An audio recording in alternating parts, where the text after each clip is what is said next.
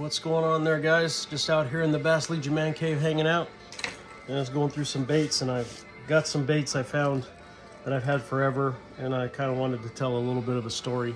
So I had moved to North Carolina in 2008, and I wasn't working at the time, so I was fishing all the tournaments I could. So I went to a tournament on Lake Wylie, and I was fishing as a non-boater in a Bassmaster Weekend Series.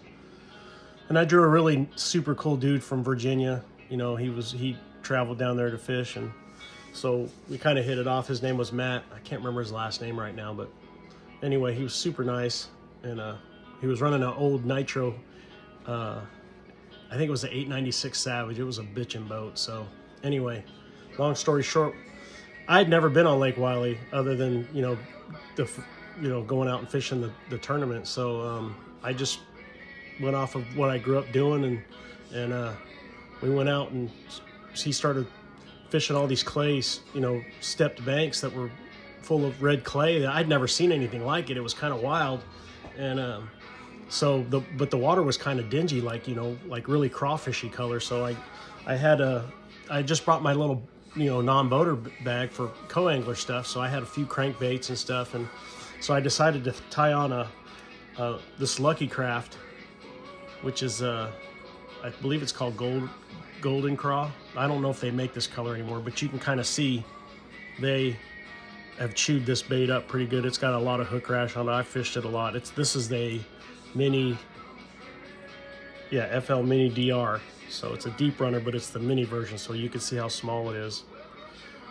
So I proceeded to tie this on, and we went down this one bank. And back then, the co-angler, it probably still is the rules here, but the co-angler could only keep 3 fish. So we went down this bank real quick, man, and I proceeded to just catch a fish every cast behind him. And he's just standing there looking at me like, dude, what's going on? And I'm like, well, I'm just throwing this little crankbait through down the clay bank. So anyway, after I caught a pretty good limit, I decided to go ahead and I had other Lucky Crafts in my box. Like I had this color with me, which is another derivative of a craw, but it's like I think it's called tomato craw, I want to say, but don't quote me on that. But so anyway, I started, I said, well, here, I'll give you this one, you can throw it. I didn't want to give him the one I was catching fish on. Every fisherman's that way. You don't want to give the guy the bait you're catching fish on. But long story short, I ended up cutting this off my rod, and I let him throw it. And he caught a pretty good limit too. And I ended up getting a check, which was really cool because I'd never fished a tournament there. So I was really ecstatic about that. It wasn't much. I don't even remember what it was. It was a couple $100 maybe, but I was excited because I ended up getting a check. But I've kept this bait all these years because of that. And I still fish it. I just don't want to lose it because it's got a lot of fond memories for me. But that was the first bait I learned, that fish would eat on Lake Wylie. So just thought I'd share that with you guys tonight. So hope you guys have a good evening.